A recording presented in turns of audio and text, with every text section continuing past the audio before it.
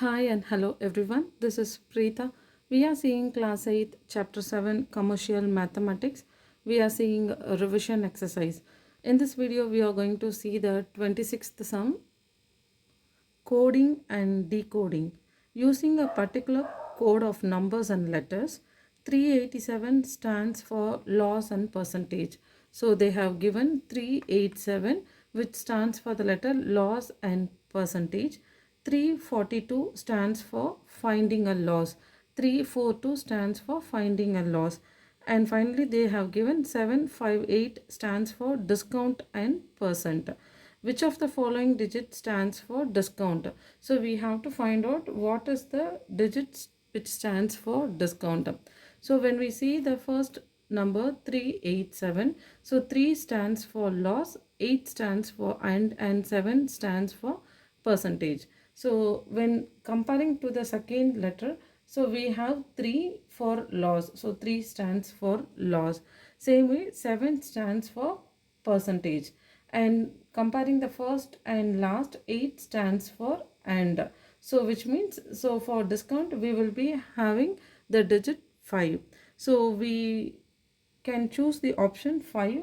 So the second option 5 is the correct answer. Which of the following digit stands for discount? Option B, 5 is the answer.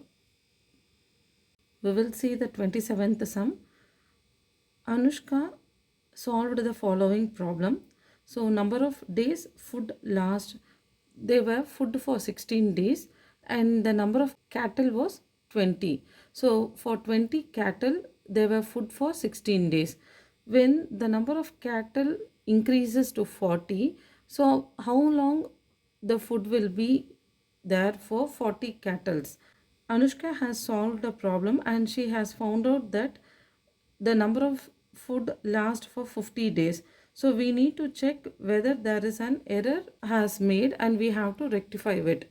Okay, so we can consider the following. We can take cattle, so number of cattle and the number of days. So we can see number of cattle when there is 20 cattle. So when there is a 20 cattle, there will be food for 16 days. So for example, if we take 20 cow, if there is a 20 cow, the food will be for 16 days. When the number of cow increases to 40, so when the number of cow increases, we have to find out for how many days food will be there, the same amount of food. So here we can see from 20 to 40, the number of cattle increases, the number of cow increases. Same way the number of food. So we can see for 20 cattle, number of days the same amount of food will be for 16 days. And when the number of cattle increases, when from 20 to 40 cattle, the days will be reduced, same amount of food will be less, it may be for 5 or 10 days. So we have to find out exactly how many days for 40 cattle, how many days the same amount of food will be sufficient. Okay, so we can see when the number of cattle increases, the number of days the food remaining will be reduced, which is an inverse variation. So whenever we have an inverse variation, we have to take x into y equal to k.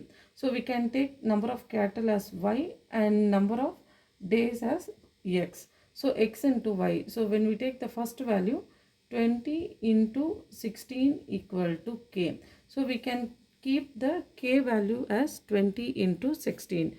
When we compare the second value, so x1 into y1 equal to k. So we don't know how many days the food will last when there are 40 cattle.